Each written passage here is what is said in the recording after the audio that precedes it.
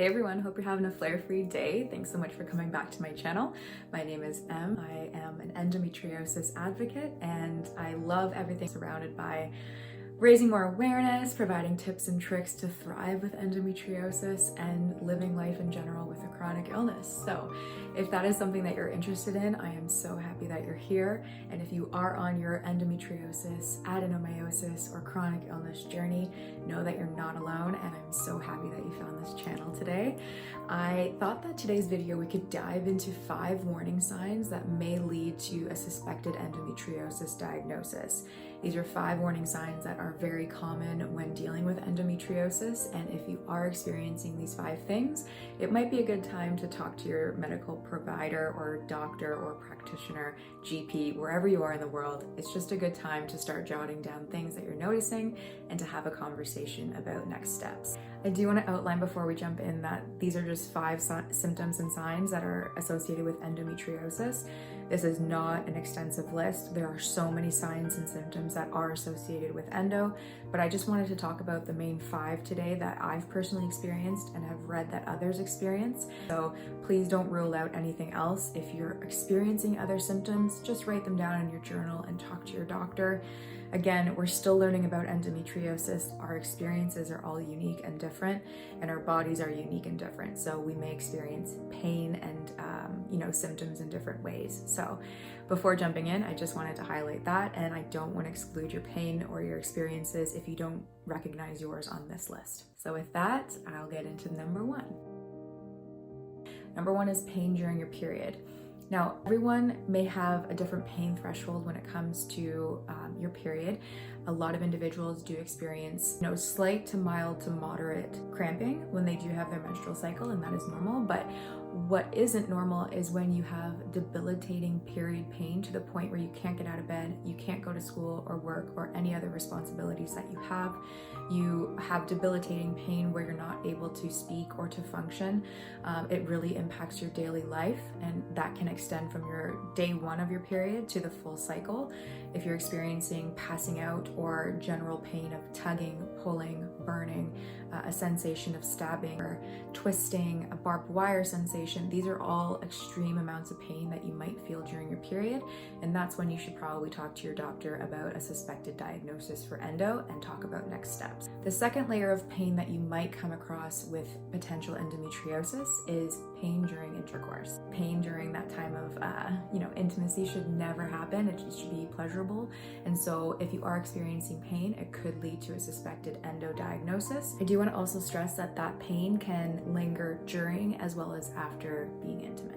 Even if you don't get an endometriosis diagnosis, it is important to talk to your GP or your doctor regarding pain during this activity. Number 3 type of pain that you might feel is pain outside of your period. So when you're not having your period or your menstrual cycle, sometimes you might feel a general aching, pulling, lower abdominal cramping.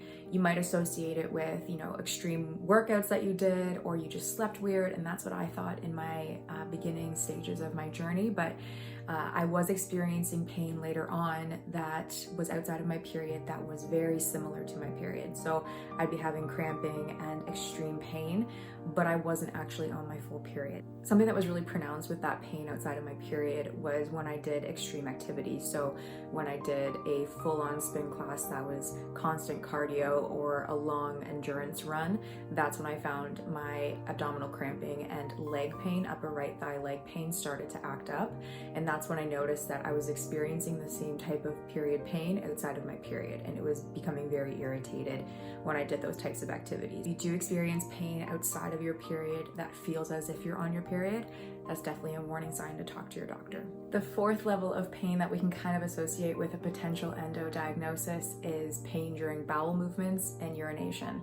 Now, this may not be a talked about symptom as often because, again, it's a taboo topic. No one wants to talk about, their bowel movements when, at a dinner table or with your friends. But it is something to be aware of, that you should never be in pain, having a bowel movement or urinating. It's something to definitely talk to your doctor about because endometriosis is a full body disease and it can impact your bowels. So something to take note of and keep an eye out for. So if you go to the bathroom and you notice little pains here and there, it's something to jot down in your notebook and to see if it's a consistent problem. Even if it isn't endometriosis related, I do want to stress that it's important to talk to your doctor if you are experiencing pain during bowel movements or urination, because it's important to get that checked out for something that could be other potential issues impacting that area of your body. Okay, so we've talked about the different categories of pain. The second warning sign of endometriosis could be fatigue. Now, fatigue is different than feeling tired. Usually when we're feeling tired, a good nap or a good sleep or a good rest kind of energizes us and it gets us ready for the day again. But fatigue is a little bit different. It's kind of like when you are feeling so exhausted and so exerted, and you go to sleep and you wake up tired still. Like it hasn't felt like you've had a good night's sleep. Fatigue can also show up in not being able to be motivated or energized to do the things that you actually love to do and want to do. You just don't have the physical capacity to do so because you just don't have the energy. Fatigue can also present itself as being tired throughout the day. So even after a coffee or something, with caffeine in it, you still kind of feel sluggish and low.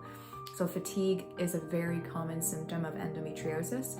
When I was in the beginning stages, again, I was at university, I was staying up late, I was going out with friends, I was looking for jobs, I was doing all of these things, and yes, I was tired, but mixed in with that was a way that fatigue could kind of slide under the radar of being a symptom. But I want you to realize that if you're not feeling fully rested after a good night's sleep, that's something to keep aware of and to kind of jot down as a potential symptom for endometriosis. A third warning sign of potential endometriosis is shortness of breath, pain in your chest, pain in your shoulder, or pain in your back, especially leading up to or during your menstrual cycle or period. This can be associated with what's called thoracic endometriosis, and that's basically when endometriosis tissue and lesions are found around your lungs or in your diaphragm. Especially with that irritation and that inflammation, it can cause those symptoms to become more prominent, especially leading up to your period. So it's something to keep aware of. They have outlined that thoracic endometriosis is rare. It is not. It's very common, actually. It's just rare to get a diagnosis for thoracic endometriosis. So I do want to outline that if you are dealing with thoracic endometriosis, you're not alone. And if you think you have suspected thoracic endo, it's definitely a good time to talk with your doctor. Anything related to symptoms or pain related to the chest or the shoulders or the back is definitely needed to be checked out. Again, it may not be endometriosis, but it's definitely something that you need to talk to your doctor with. Any pain that you feel that is abnormal definitely needs to have a doctor's look at it. Okay, the fourth warning sign of endometriosis, which is one that is very sensitive, is dealing with infertility. Now, I haven't personally tried yet, so I don't know what the stage is like or how difficult it will be. But if you are suffering with infertility, know that my heart is with you. And I can't even imagine the journey that you've been on. But if you are suffering with infertility, it could be a sign of endometriosis. A lot of individuals do experience infertility when dealing with endometriosis, so it's definitely a warning sign.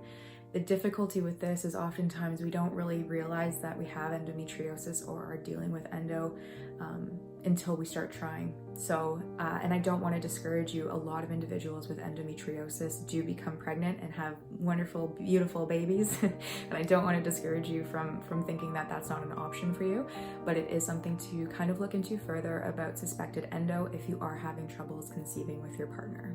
Okay, the fifth symptom that I'll talk about, and I think it's, some individuals experience the symptoms and others may not, and that's with every symptom here we're talking about today. Upper thigh leg pain. Now, this was the very first symptom that came up during my first endometriosis flare-up. I felt it was a bit of like a period cramping in my inner thigh, along with tugging. So it felt a little bit like a Charlie horse or stress on the muscle. So I thought I had, again, just slept on it weird or pulled it during gym class, but upper thigh leg pain, doesn't matter which leg, can be associated with endometriosis. What I've read is that inflammation can happen in the pelvic region and it can push on nerves, and that can cause, different areas of your body to feel different sensations. So Again, upper thigh leg pain. I experience upper right thigh leg pain. You might feel it on your left side, but definitely something to keep in mind and to keep note of if you experience that type of pain during your period and leading up to or after it. So yeah, any pain associated with your leg is definitely a good sign to talk to your doctor about a suspected endo diagnosis and the next steps that you can be taking. I just want to say that if you are looking for answers for the name of your pain, please don't give up and please keep seeing your doctor. If you're not getting the answers from the doctor that you're seeing, it's okay to ask for a second opinion. It's okay to get more answers for the pain that you're feeling and to gain resources and support for where you need it. These are definite warning signs of endo, but it doesn't rule out other things that might be happening with your body. So yes, use these as a good checklist to kind of monitor where you're at, but don't use it as a self-diagnosis. So don't say, okay, I have endo and just move on with your life. It's always good to talk to your doctor about things that you're worried about and are concerned about, because I want to make sure that your body and your health are kept at number one and you're looking after yourself the best way you can. So with that, I hope this video helped. And if you are experiencing these 5 warning signs, please let me know how you're feeling and how you're coping with those symptoms, as well as if you experience other symptoms that I didn't kind of cover today. It's important to just pop them in the comment box because they might help others in their journey recognize other warning signs that I didn't really cover today. But know that you're not alone. We're in it together, and we're gonna be on this journey together. So please don't feel like you are alone. But with that, I am excited to talk to you on the next one.